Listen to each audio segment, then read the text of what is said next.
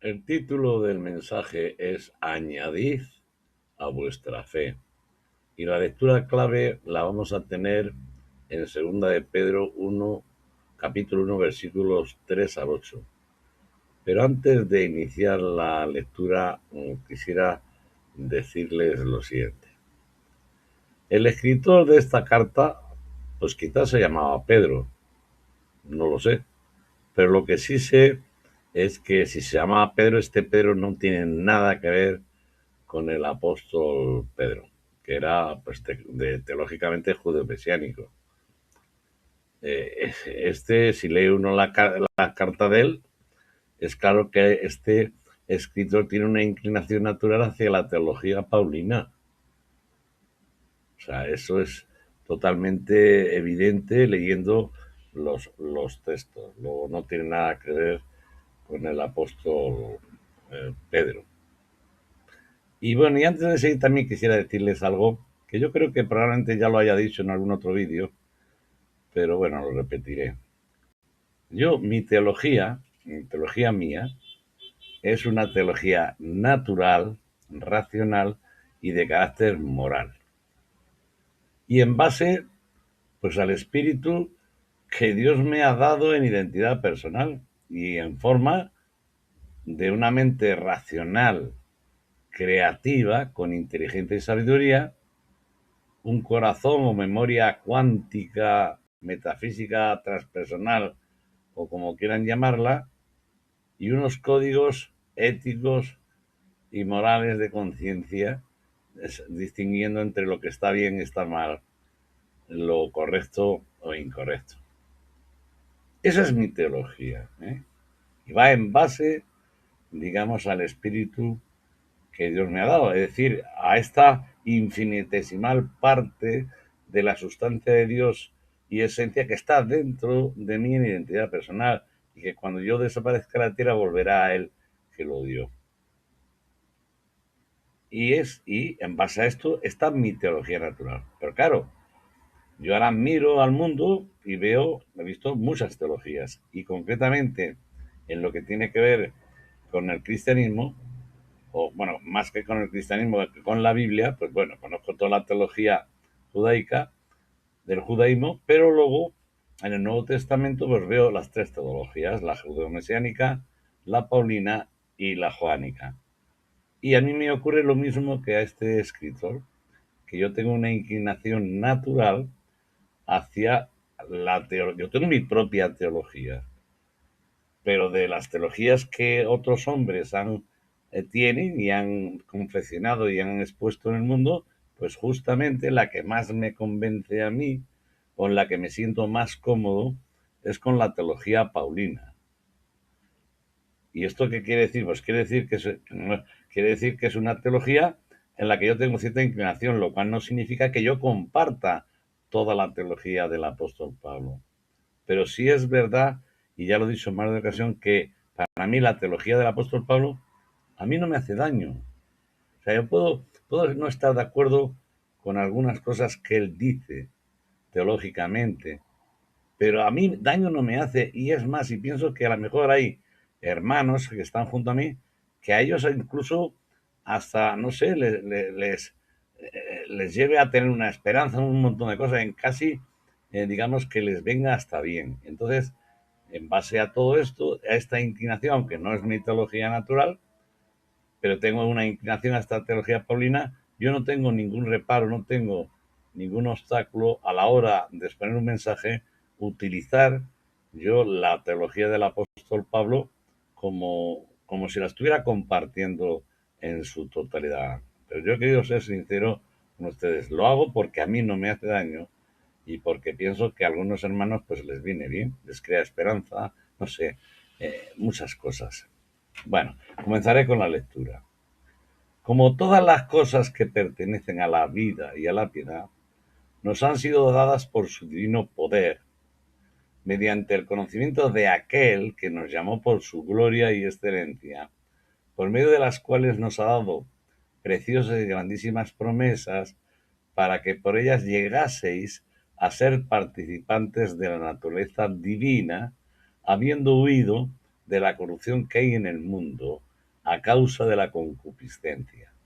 Vosotros también, poniendo toda diligencia por esto mismo, añadid a vuestra fe virtud, a la virtud conocimiento, al conocimiento dominio propio, al dominio propio paciencia, a la paciencia piedad, a la piedad afecto fraternal y al afecto fraternal amor.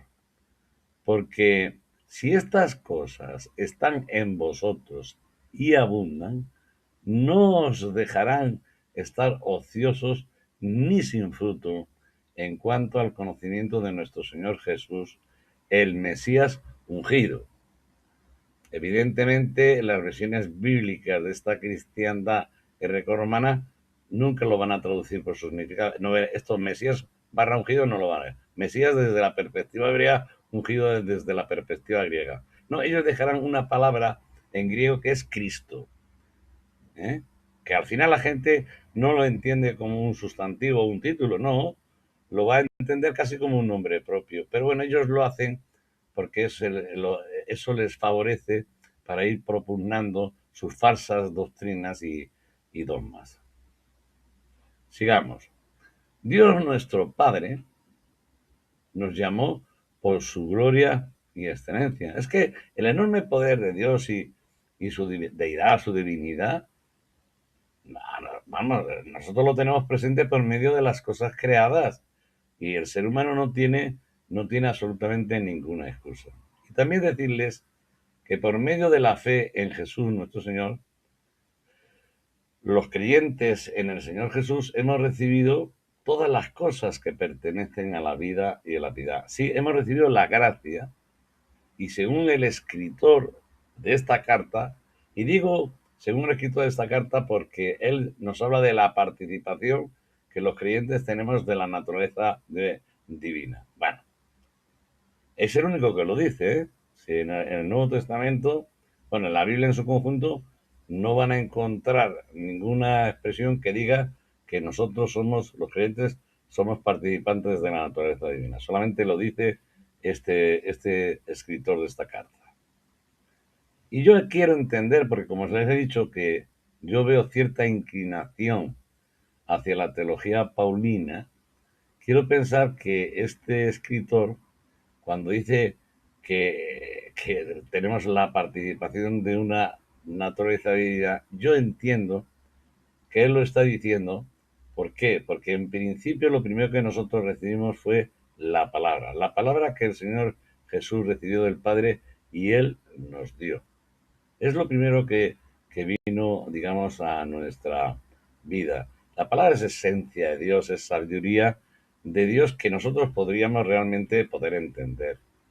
Y la otra parte es lo que en el mundo judío, pues en el judaísmo se ha dicho en infinidad de ocasiones, que es la Ruach HaKodesh, que no es otra cosa, si la Ruach HaKodesh, que no es otra cosa que el soplo, aliento, viento sagrado de santidad. Ese es el significado de la palabra Ruach HaKodesh, y que como es natural, este soplo, aliento, viento sagrado de santidad procede de Dios nuestro Padre, no procede de ningún espíritu persistente ni nada por el estilo, procede de Dios nuestro Padre. Pero bueno, en esta cristiandad grecorromana, Ruach HaKodesh lo traducen por la expresión Espíritu Santo. Y ya sí, ya esta cristiandad grecorromana y en base, digamos, a sus doctrinas y dogmas, pues dice que no es el soplo, aliento, viento sagrado de santidad procedente de Dios nuestro Padre, sino que es un espíritu persistente, bueno, pues una persona divina, y en el mundo evangélico pues ya dicen que es Dios el Espíritu Santo, un Dios. Dios el Padre, Dios el Hijo, Dios el Espíritu Santo, morando en nosotros, ¿eh? Este soplo, aliento y viento sagrado de santidad, claro que mora en nosotros. Es lo que nos va a dar, digamos, a los que hemos creído en el Señor Jesús, nos va a fortalecer, nos va a dar poder para poder enfrentarnos a muchas situaciones de la vida, y poder superarlas, porque lo que queremos es estar en la voluntad y en el propósito de Dios nuestro Padre. Y luego también la teología del apóstol Pablo, por eso yo les he dicho antes que a mí no me hace daño, pero y por eso la predico con toda naturalidad, porque sé que hay algunos hermanos pues que les produce esperanza. Por ejemplo, pues en la teología del apóstol Pablo se nos habla claramente de una esperanza bienaventurada de reunión con nuestro Señor y como final la vida eterna. Y también recordemos que Dios nuestro Padre pues nos llamó, uno, pues por la gracia del Señor Jesús, Gálatas 1:6, nos llamó a su reino y gloria, primera de Tesalonicenses 2:12, nos llamó para alcanzar la gloria de nuestro Señor Jesús, y es nuestra medida, es el ejemplo completo y perfecto, y claro que sí, que un día, según la teología del apóstol Pablo, seremos semejantes a la gloria suya, ¿no? Segunda de Tesalonicenses 2:14, y Dios nos llamó con llamamiento santo, sí, nos llamó con llamamiento santo. Y esto verdaderamente es maravilloso, pero yo personalmente tengo que decirlo, yo no soy capaz, verdaderamente capaz de apreciar en su medida y magnitud lo que yo le acabo de exponerles a ustedes. Porque, miren, si esto yo lo tuviera siempre presente, que a veces ocurre que no lo tengo, hombre, procuro tenerlo siempre presente y lo tengo más veces presente, pero hay veces que no, ¿eh? Y siendo el primer motivo de mi adoración diaria, pues vamos, yo estoy seguro que cada día, todos los días, iría añadiendo cosas a mi fe. Bueno, aquí vamos lo que expone este escritor.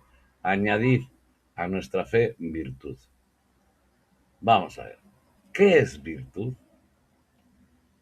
Pues virtud, fíjense, es la disposición, pero fíjense, permanente y habitual, no coyuntural y temporal, no, permanente y habitual de hacer siempre el bien, de permanecer siempre en la verdad, en lo verdadero, en lo honesto, en lo justo, en lo puro, en lo amable y en todo lo que es de buen nombre.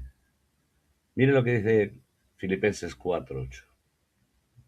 Por lo demás, hermanos, todo lo que es verdadero, todo lo honesto, todo lo justo, todo lo puro, todo lo amable, todo lo que es de buen nombre, si hay virtud alguna, si algo digno de alabanza, en esto pensad. Bueno, vamos a ver en qué tenemos que pensar. Pues queridos hermanos, pensemos en procurar todo lo que es verdadero. Y máxime, cuando tenemos el privilegio tan grande de haber creído y conocido a nuestro Señor Jesús de Nazaret. Porque en el Señor Jesús de Nazaret, hombre, se encarnó y personificó la verdad. Fíjense lo que le dijeron, y lo expone Juan 17, le dijeron al Señor Jesús, tu palabra es verdad. Por tanto, queridos hermanos, ya no debiéramos hablar por nuestra propia cuenta y buscando nuestra propia gloria, sino que debemos hablar con las palabras que recibidas del Padre Jesús nos dio. Porque este es el único modo, no hay otro modo de buscar la gloria del que le envió, es decir, la gloria y excelencia de nuestro Dios y Padre. Hemos de ser amantes de la verdad, amantes de la verdad, no mirando la apariencia de los hombres y estando exentos y alejados de toda hipocresía. Por ello, velemos y oremos para no entrar en tentación, porque a la verdad el Espíritu está dispuesto, pero nuestra carne es débil. Mateo 26:41 y Marcos 14:28. Vamos a ver en qué tenemos que pensar más. Pensemos en procurar todo lo honesto. Sí, sí. Andando como de día, honestamente. Porque no tenemos necesidad de ocultar nada. Sin pronunciar palabras deshonestas y sin codiciar ganancias deshonestas. Pensemos en procurar todo lo justo, porque sabemos que mientras estemos en el cuerpo, estamos expuestos a desviarnos y a pecar.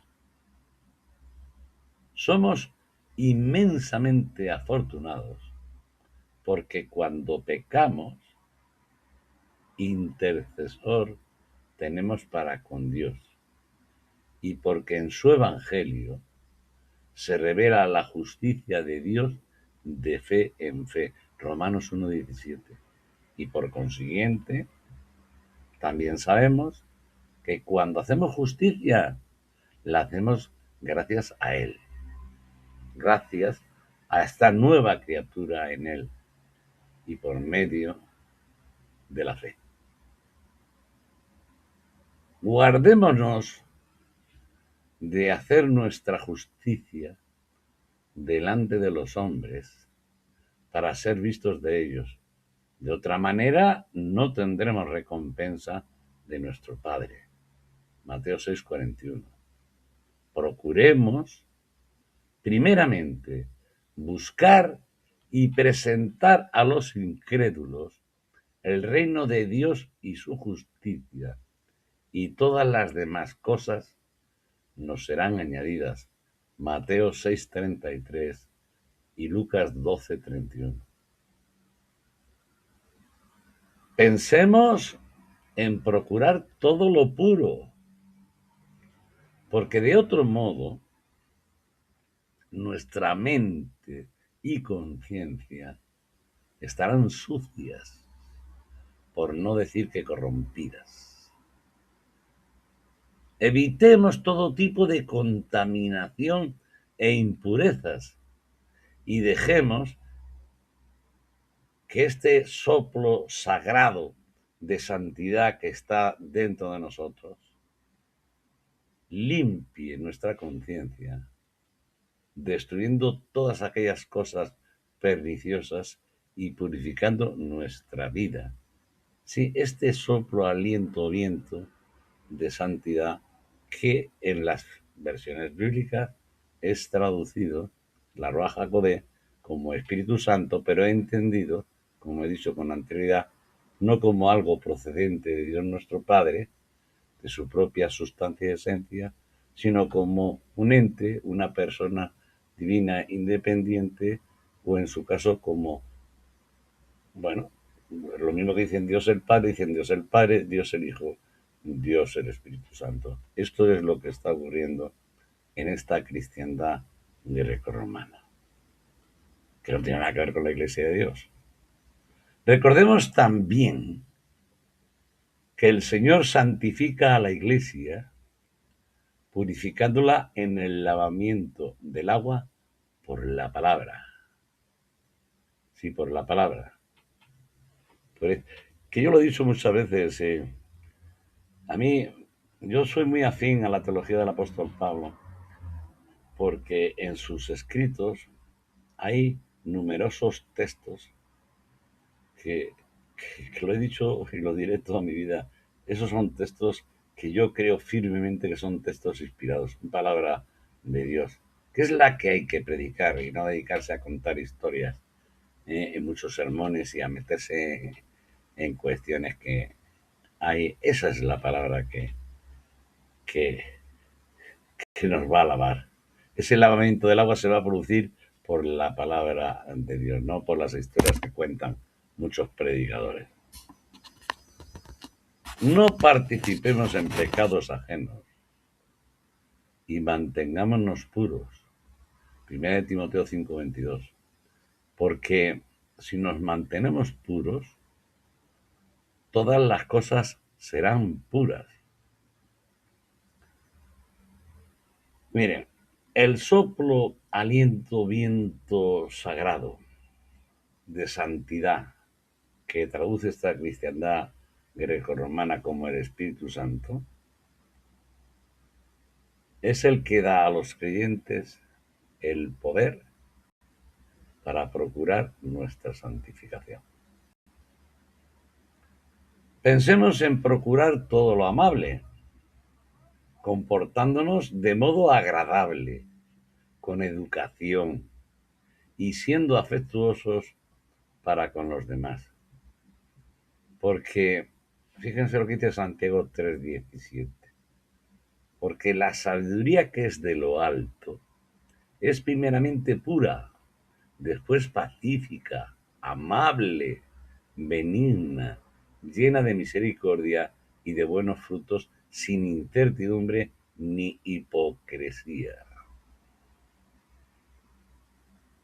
No difamemos a nadie, no siendo pendencieros, sino amables y mostrando toda mansedumbre para con todos los hombres.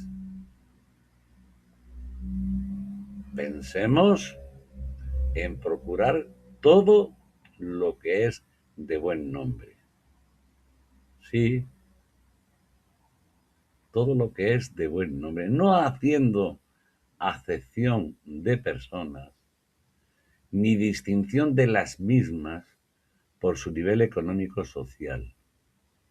En definitiva, que no debemos ser parciales y así evitaremos lo que dice Santiago 2:7. Dice, ¿no blasfeman ellos el buen nombre que fue invocado sobre vosotros? Claro, lo blasfemaban porque hacían acepción de personas y las distinguían y trataban diferente por el nivel económico y social que tienen. Y esto no debiéramos hacerlo nunca los hijos de Dios. Esta es la virtud que tenemos que añadir a nuestra fe. Y, queridos hermanos, a la virtud habrá que añadirle conocimiento.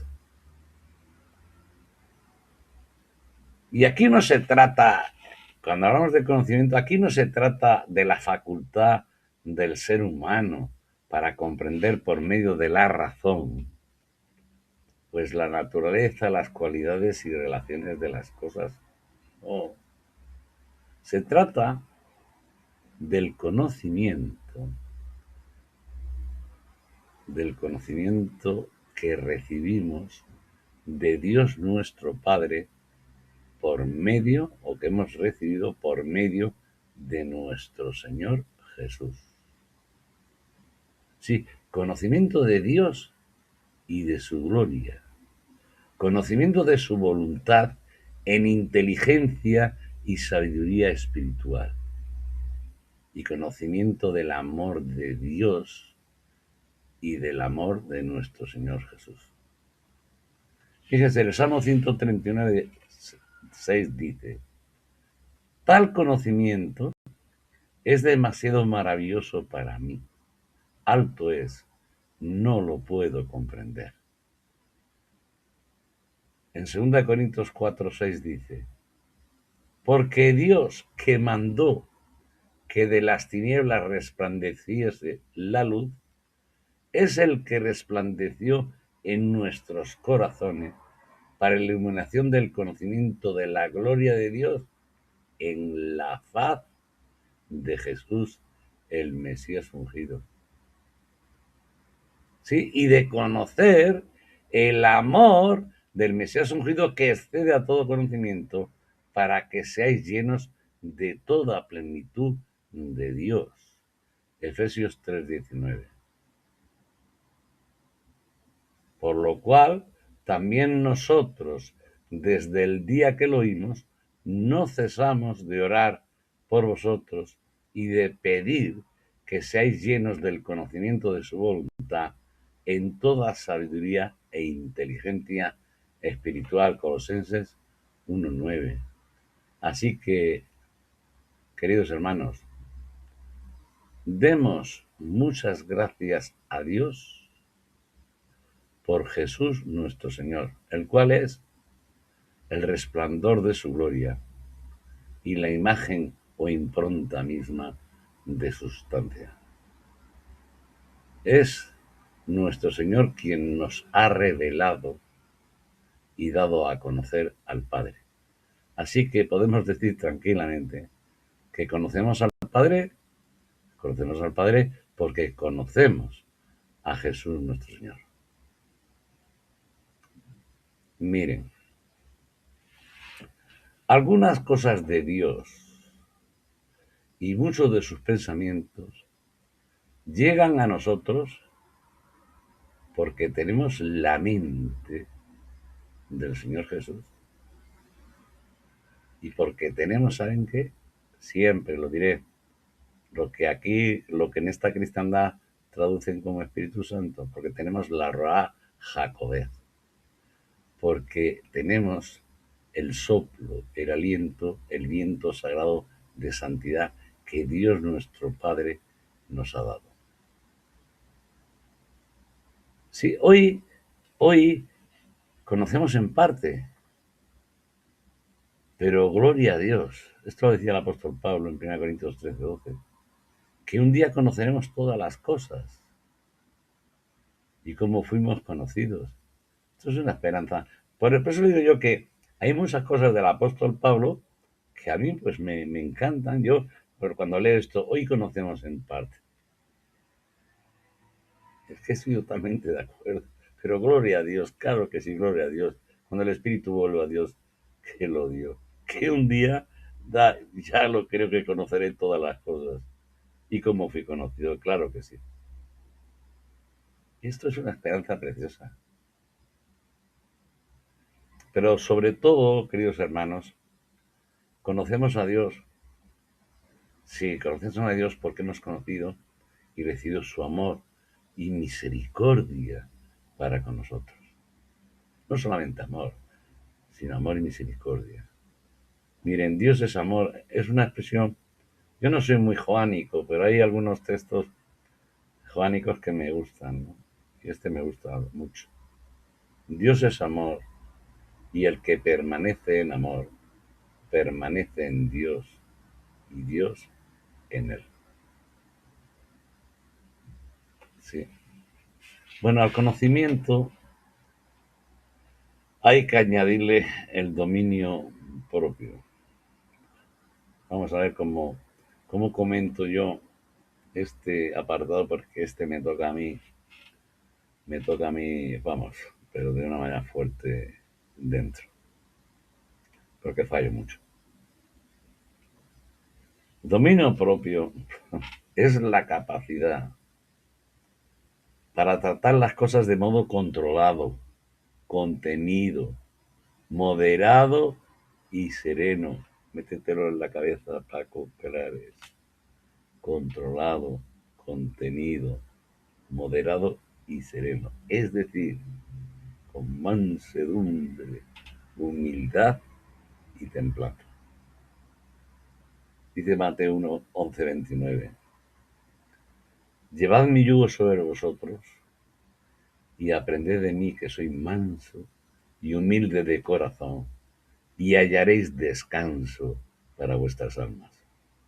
Gálatas 5:23 dice mansedumbre, ese es el fruto del Espíritu, templanza, contra tales cosas no hay ley. Porque no nos ha dado Dios espíritu de cobardía, sino de poder, de amor y de dominio propio. Segunda de Timoteo 1:7. Sirviendo al Señor con toda humildad y unánimes entre nosotros sin altivez, asociándonos con los humildes, soportándonos unos a otros, no siendo sabios en nuestra propia opinión. Romanos 12:16. No haciendo nada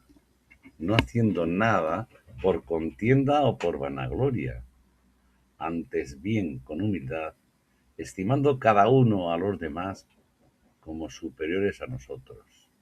Filipenses 2:3. Y aprendiendo a ser humildes tanto en la pobreza como en la abundancia.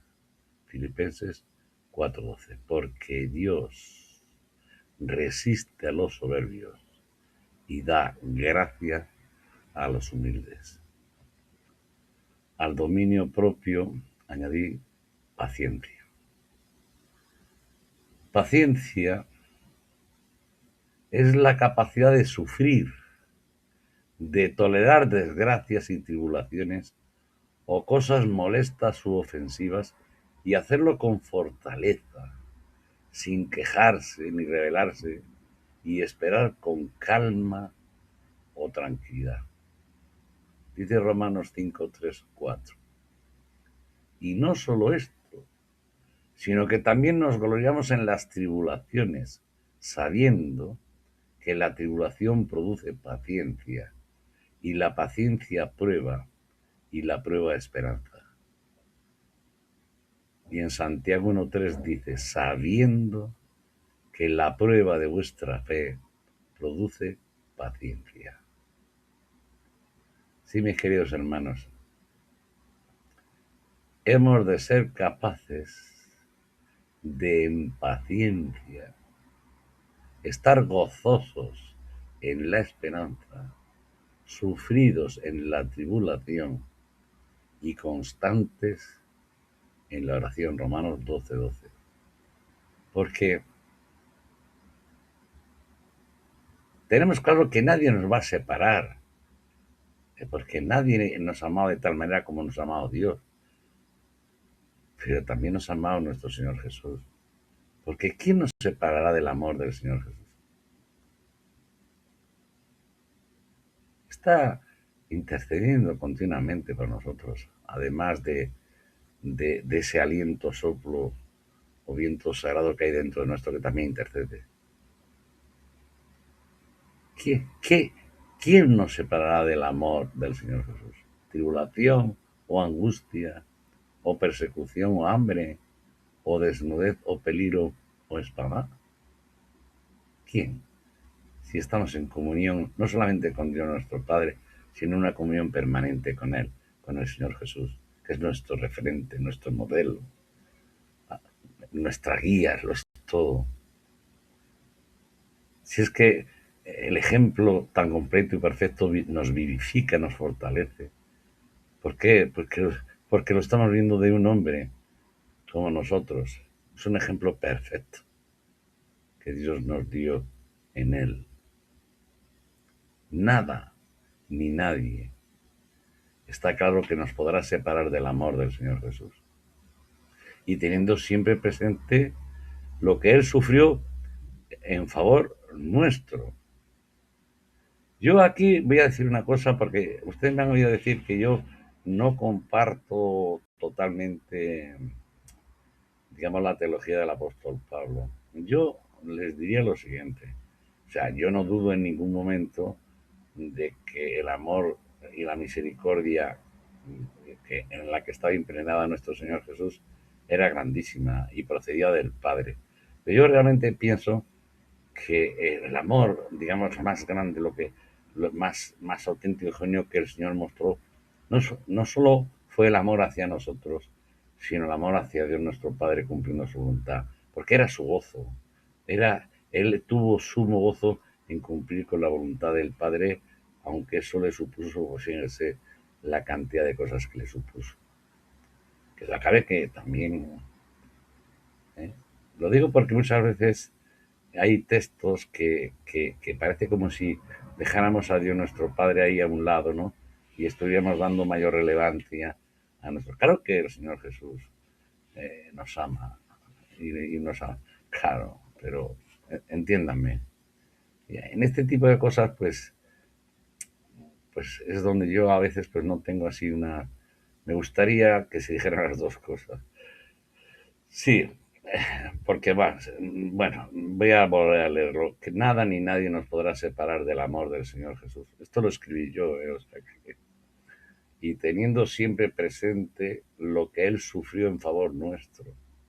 Yo creo que fue por amor al Padre, pero bueno, también, pero fundamentalmente el gozo, por el gozo que tenía puesto delante. Bueno, tengamos sumo gozo cuando nos hallemos en diversas pruebas, porque bienaventurado es el varón que soporta la tentación, porque cuando haya resistido la prueba, recibirá la corona de vida que Dios ha prometido a los que le aman. Santiago 1:12. Y sometida a prueba nuestra fe, mucho más preciosa que el oro, el cual, aunque perecedero, se prueba con fuego, sea hallada en alabanza, gloria y honra cuando sea manifestado nuestro Señor. 1 Pedro 1:7.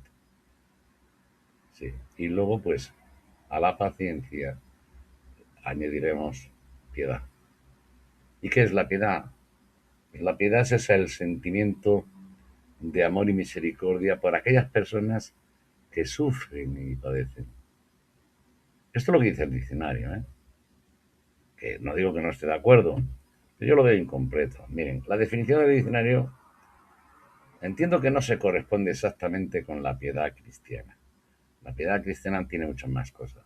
Porque miren, la piedad cristiana no se reduce solo a un puro sentimiento, sino que este sentimiento ha de ser acompañado de una actitud y de un comportamiento. Pero no solamente esto, porque la piedad cristiana conlleva algunas cosas más. Fíjense en lo que dice 1 Timoteo 4, versículos 7 y 8. Sí, porque la piedad cristiana conlleva algunas cosas más. Miren, por ejemplo, desecha las fábulas profanas y de viejas. Sí, hay mucha fábula por ahí, mucha doctrina rara, extraña e historias. Ejercítate para la piedad, porque el ejercicio corporal para poco es provechoso, pero la piedad para todo aprovecha, pues tiene promesa de esta vida presente y de la venidera. Y en Tito 2:12 dice, enseñándoos que renunciando a la impiedad y a los deseos mundanos, vivamos en este siglo sobria, justa y piadosamente.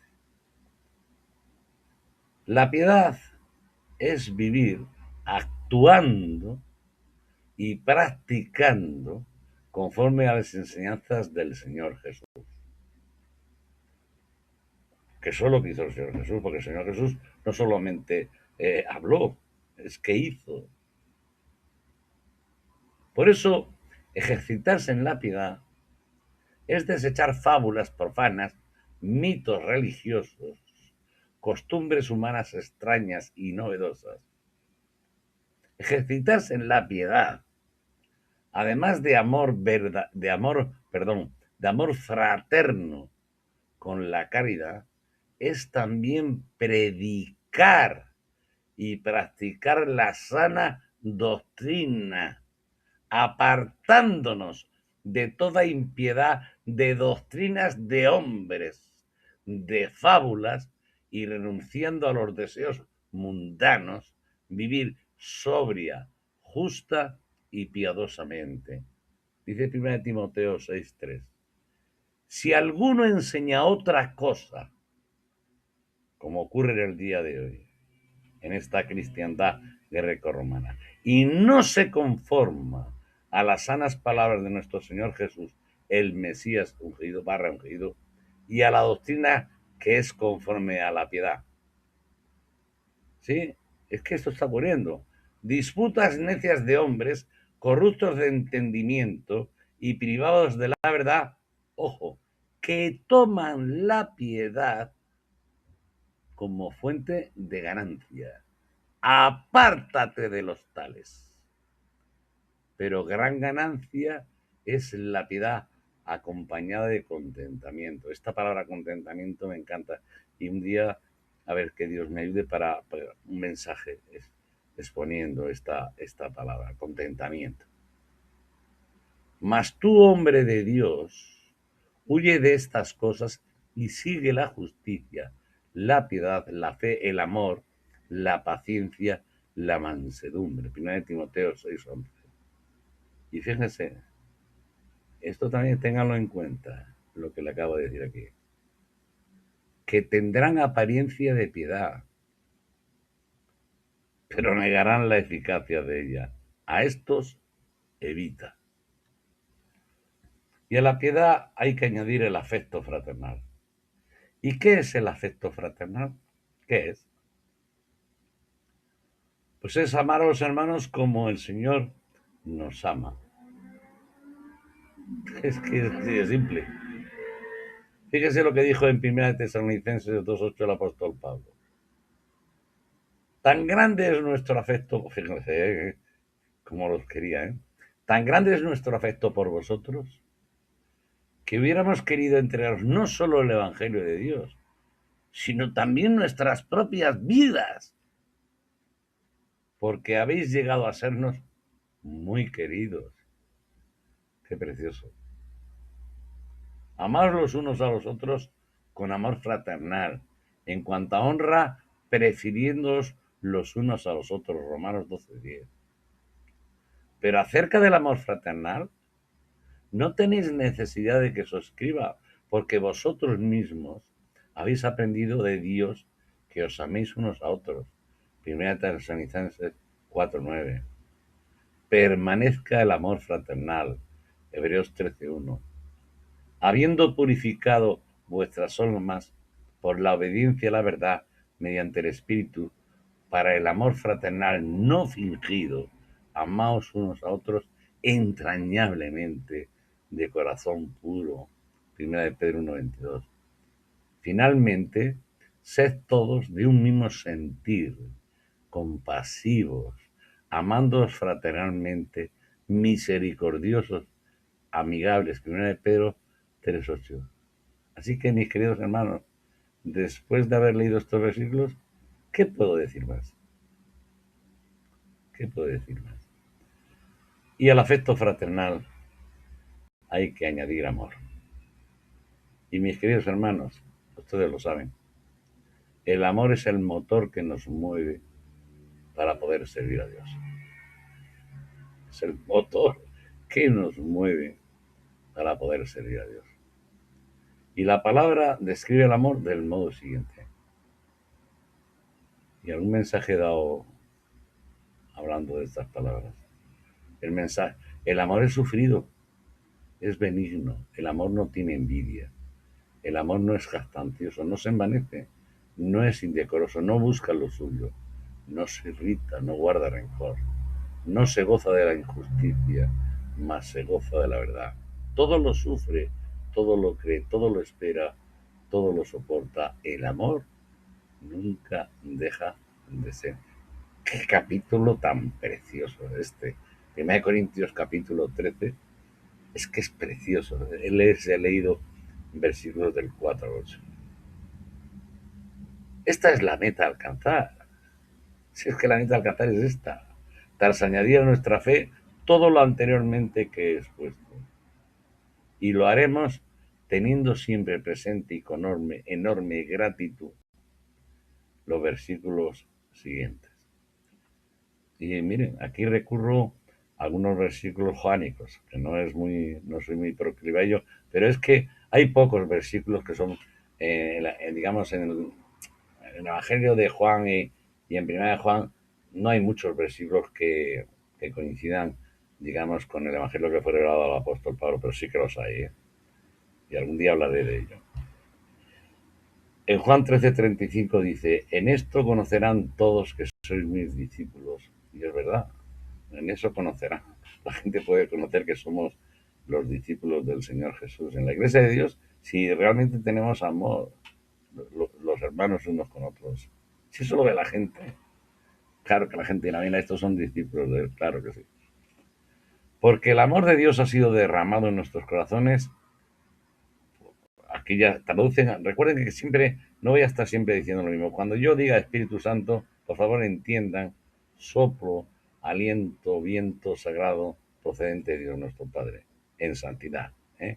Es un soplo, aliento o viento sagrado de santidad que hemos recibido de parte de Dios, que es lo que nos da la fuerza para cumplir con su voluntad y propósito. Y que esta cristiandad lo traduce como Espíritu Santo, y lo ve desde una perspectiva de sus doctrinas y dogmas como un ente aparte, en fin.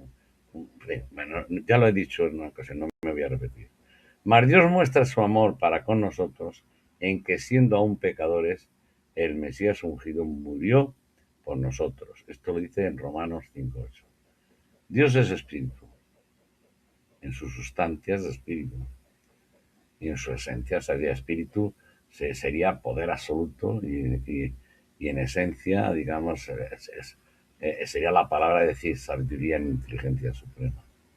Dios es espíritu y solo en espíritu en verdad podemos acercarnos a Él. Pues bien, del mismo modo y en sentido descendente, podemos recibir amor, y voy a repetir esta frase que me gusta mucho, porque Dios es amor y el que permanece en amor permanece en Dios y Dios en él.